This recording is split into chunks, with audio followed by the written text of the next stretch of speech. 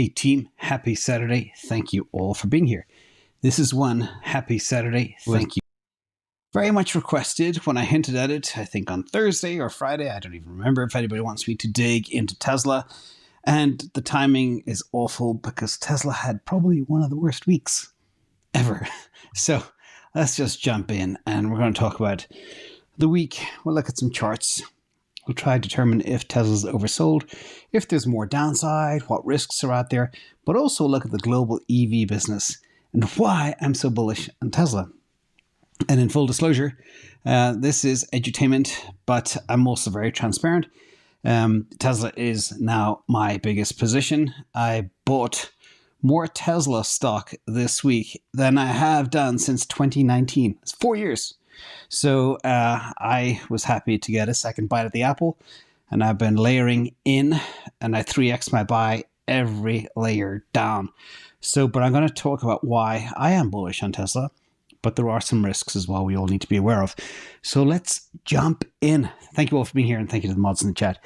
So first of all, Barron's came out and they said, good news for Tesla investors, the stock is now oversold. Well, we don't need to go into detail on that one, but for them to say that is quite bullish. But let's look at the chart. Here we see the last year or so, going back to actually, year and a couple of months. But it's an interesting kind of quadruple bottom forming. And I like my triple bottoms. I like my quadruple bottoms. But basically here we are 50% off the high that we hit only a few months ago. And the question is, where do we go next? And there's also a lot of very other interesting news too as we go forward. But let's talk about a zoom back out and look at EVs. As a new term for many that may not know, it's BEVs, as battery operated electric vehicles. We'll talk more. But a couple of cool things to notice is, first of all, the consumer sentiment is getting more and more positive around EVs. And it's not just to do with oil and other matters, but there are things called EV considerers. Yes, that's a word. They have grown from 52% to 59%. That's nearly 2/3 of all people thinking about stuff. The EV rejectors, people who thought EV cars were stupid, went from 24% to 19%. So they're becoming a bit of a dying breed. And despite gas prices, they are actually helping the case for EVs. And I know they've leveled off a bit, but still, the cost to fuel a car, trust me, I'm doing it in a few hours in California, is very bizarre. Yes, I drive an EV, but sometimes drive an electric car when I need to do a lot of range in a short window of time. And although 31% of consumers are likely to purchase an EV due to gas, many said they still have an issue with range anxiety. However, if the cars met their range anxiety needs, that would go from 73 to 77%. And the consumers concerned about the cost to charge an EV dropped dramatically as more information is out there, even with electricity prices going up in many parts of the world because of the energy crisis. Let's zoom out, and I can hear a groan in the audience already. But ARK Invest, their team of analysts, and they were the first people really to jump on Tesla before anybody was even talking about it. So love them or hate them, they do a lot of research and they share it all. So kudos to the ARK team. But they believe gas-powered vehicles will be obsolete in the next 5 to 10 years. Now, I know there's a lot of petrol heads out there and they don't want to hear that, but that's what ARK Invest say. So I want to take a step now and look at the top 25 car markets on Earth, because this was a question I had sleeping last night. I was like, who are the top markets? Are they growing or are they shrinking? And what do they typically buy? And this is fascinating. This is all 2021 data that I pulled. And you can see China is the #1 car market in Earth. They're selling about 21.5 million cars a year. US is number 2, 15 million. Japan, all the way down, 4.5 million, less than a third of what the US does. India, 3 million. Despite the huge population, they actually don't buy a lot of new cars. And then Germany is number 5, 2.6 million. And if California was a country, it would be number 6 on this list, ahead of Brazil. So I think that's kind of fascinating. But as usual, there's a reason why I'm digging into this. And these are for all vehicles. But if you look at what's sold in those different markets, it's the usual names, the Volkswagens, the Toyotas, the Hondas. And if you're in Russia, you've got a Lada, which I didn't even think they still made. But anyway, that's the research. But why do I talk about that? So first of all, California, they believe, is a harbinger of the future. The trends that are adopted in California tend to trickle down to the rest of the world. Again, love it or hate it. And there is a governor in California. I'm going to hear more groans in a second. Gavin Newsom decreed a week or two ago that he believes gas cars should be banned by the year 2035, i.e. the sales of new petrol, gasoline-powered vehicles in 2035. And that's only 13 years away, so it's not too far away. But some people in Bloomberg actually like that idea and believe it's not even enough. So again, just a sense. But this is why I care about this, is the top car that sells in California today is the Tesla Model Y. And it is on track, the Model Y. I'll talk more about that today as well, because the Y in money is in the Model Y. But the Toyota Corolla, I think, is the world's top-selling car, or Camry. I can't remember exactly which one. But the Model Y is set to achieve that level of volume sometime in 2023. Now, I know there was some challenges in Q3 2022 and Q2 2022 for Tesla between COVID and deliveries, etc. But they are ramping up production fast, especially for this car. And by the way, the number 2 selling car in California is the Model 3 from Tesla. So they have number 1, number 2. And if the rest of the world does follow the California trend, that is a very good omen for Tesla. But not even only that, Germany makes probably the best cars in the world. And for Tesla now to become the best selling car in Germany's tough market is quite astounding. Again, Model Y. But it gets better. Look at this. Tesla Model Y was China's best-selling car in September. The compact SUV, again, Model Y. I think they sold 77,000, 78,000 vehicles last month. This highest or second highest ever. And 50,000 of them were the Model Y. Again, making it the best-selling vehicle, regardless of segment in the country in September. And that is just huge. And again, the reason I started this off by talking about the biggest car markets in the world, China is the biggest car market in the world. And the number 1 selling car is the Model Y. Despite extreme competition there on the ground, just like in Germany. So that tells you something, ladies and gentlemen. Let's look at what's happening with adoption. BEV is not a beverage. It's a battery electric vehicle, not a hybrid. Very important for that definition. And again, another harbinger like California, China. Look at that adoption. Over 21% of all vehicles sold are battery electric vehicles. And number 2 is Europe, and number 3 is USA, with just over 5%. Europe is about 11, 12%. And the average, China plus Europe plus USA, you can see nearly, soon to be 15% of all vehicles sold on Earth will be battery electric vehicles. So again, courtesy to Troy Teslike for that little chart. Thanks, Troy. Great work that you do. Now let's look at model productions here. And these are estimates from a number of different sources, some of mine, some people like Troy, etc. But the number of models, including a few that you may never have heard of, and we don't know if we're going to get there or not. So this is heavily sandbagged, but at the same time, also includes things that aren't even available yet. Roadster, Cybertruck, Robotaxi, the semi-truck.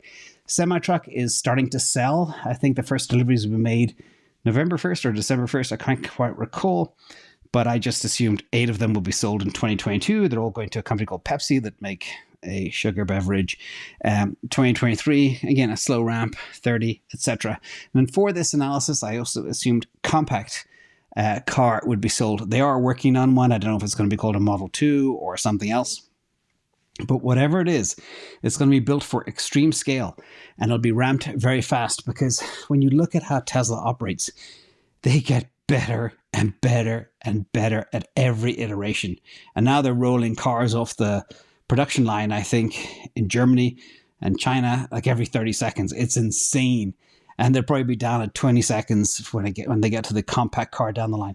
But that are the numbers. And I estimate by the year 2026, they will have sold approximately 5.3 million vehicles in total since inception.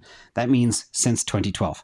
So let's look at what this looks like in terms of model production forecast. Obviously, the big standout here is the red line that's going vertical.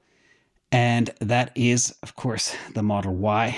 And with other models chasing up the rear very fast, other things leveling off, and other things like Cybertruck and Roadster, Robotaxi, again, they'll make slow inroads as we go forward. We don't know where it's going to go, but it's very clear. Again, the money's in the Y.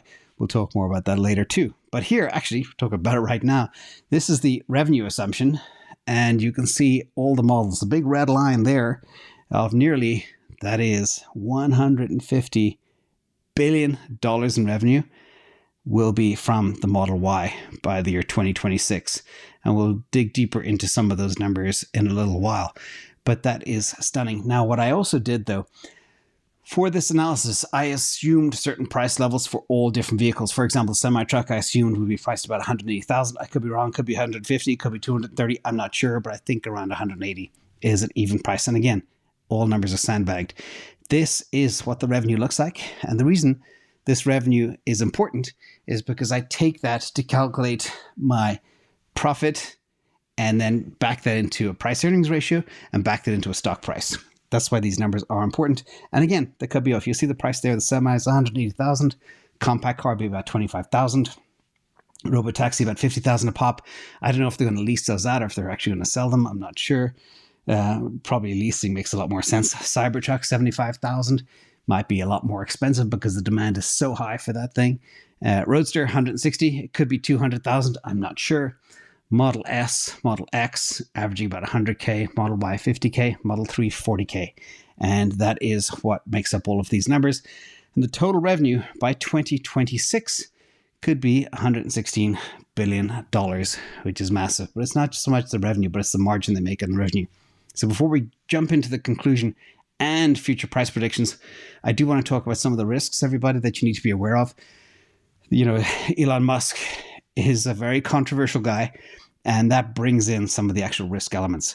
So first of all, these are all the risks that I see for the Tesla business. So China, C-19 lockdowns, I don't know if they're going to reappear.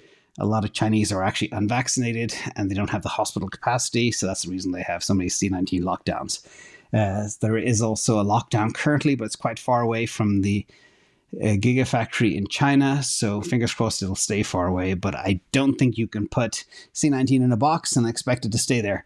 My personal sentiment. Second, the China semiconductor war. Obviously, the US government is waging war in China with semiconductors. I don't know what impact that'll have on companies like Tesla with big production there, or Apple with big production there, but that is a concern. Germany, Gigafactory energy, that's a concern too. Elon and Twitter maybe talking too much, making himself unpopular. That's a risk, small risk. Elon versus US government, that's a risk too. Yeah, there's apparently talk of Elon being on the phone with Russian authorities. Again, he denies it. I tend to trust Elon Musk, but you never know how this will go. Twitter overhang. This is an important one here. After the 19th of October, Elon Musk will be allowed to sell Tesla shares if he needs to raise money to pay for Twitter. And that could bring the price down to 185 to 200. That would, I think, would be the kind of solid floor. Could be wrong, but considering the price right now is 205, again, it's very close as it is. And recession risk could be slowing sales. We saw that the lead time, the demand backlog is coming down, and that could be because of slowing sales, or the cost of financing vehicles has got a lot more expensive. And of course, there's big foreign exchange headwinds. The Chinese yuan went from, I think, about $6.20, $6.30, or no, sorry, I always get this wrong, about 6.21 per dollar. Now it's about 7.25 or 7.1, 7.15, something like that. And those FX headwinds, considering China's such a big market for Tesla, could be a factor for Q3 earnings as well. I didn't book Q3 earnings here, but they're coming out next week. So we'll find out real soon, but we'll see if they surprise or not. Again, everybody expects headwinds, so maybe there will be a little bit of upside. So I'm going to talk about the conclusion here, everybody, and talk about what I see and if or whether or not I believe Tesla is a good risk. First of all, top global markets. I added little check marks just to put in summary of how important Tesla's lead is in these markets. China, biggest car market on earth. US, second biggest car market on earth. Then you have Germany up there with a tick mark in orange. And of course, California, if it was a standalone country, in that teal, they'd be leading cars in those markets as well. Assuming, of course, California is representative of the US, which I know it's not. A lot of people buy trucks still, but that is important. And again, we will see where this goes, but having such domination in these top markets is incredible. You could be a leader in Norway. Of course they are, but it's a very small car market.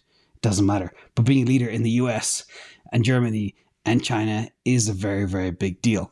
Second, let's look at numbers real quick. Here you see the money is in the Model Y, and that is where the chunk of revenue for the future is coming. And then Model 3 after that. The difference that I see between Model Y and Model 3 is astounding.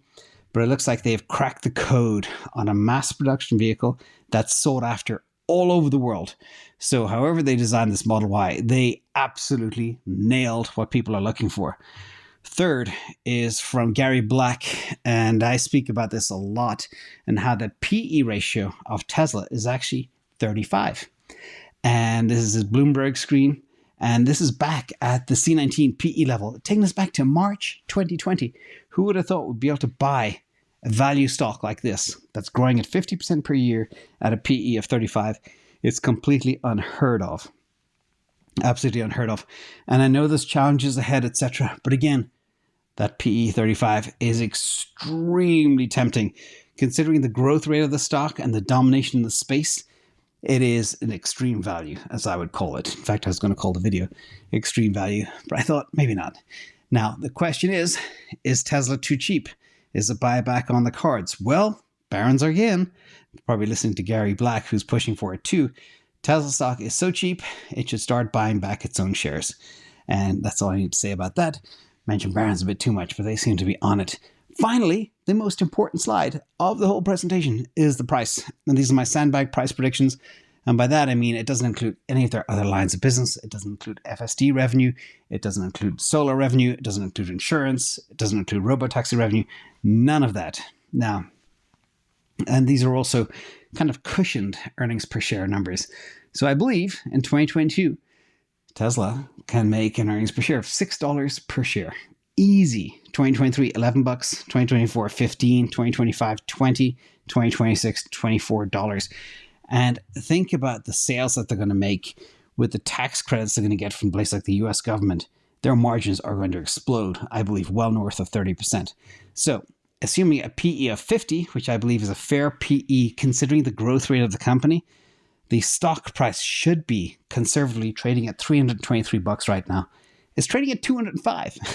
So the upside on the fair market value, I believe today should be nearly 60% upside. So basically you buy it at 205, stock goes to 323. Now I know we've been beaten down. Yes, markets are crazy and tough, etc. But I believe this is a crazy value stock. 2023, I believe the price should be trading at 529, which is 160% upside from today. Okay. 2024, $750. That'd be a 266% upside. But knowing Tesla, they typically probably split again 2024, 2025. So it might be another 3-for-1, 5-for-1 stock split. And 2025, $998, just shy of $1,000, 387% from here. And 2026, which is not very far away, considering 2022 is nearly over. 2026 is only 4 years away. That's nearly a 5-bagger, 491% upside. Actually it's a 6-bagger, sorry, but 500% return on investment, 491% is what I mean by that. So that's where I think this company will go. I analyze stocks all the time. I can't find a better risk reward anywhere. And I compare this to the trade desks, the Shopifys, the Googles, the Amazons. All companies are facing headwinds now as we head into recession, but this one is the best prepared. The people that buy Teslas pay for cash. The people that buy Teslas want to just be safe. They want the latest technology. They don't care about interest rates or paying 6, 7, 8% for a car loan. They just pay cash. And the price points now of these Teslas as well are ultra competitive with petrol cars, gasoline cars. They've crushed them in every single metric, especially cost of ownership. And I have a Tesla X. I've never had a problem. 4 years. Zero service costs, zero problems. So maybe I'm lucky. Maybe it's a special car. I don't know, but I'm a believer. So with that, I hope you like the content. And I'll be back hopefully tomorrow with the weekend live Q&A, all your top questions answered. Thank you, everybody. Thank you to the mods in the chat. See you all tomorrow. Bye.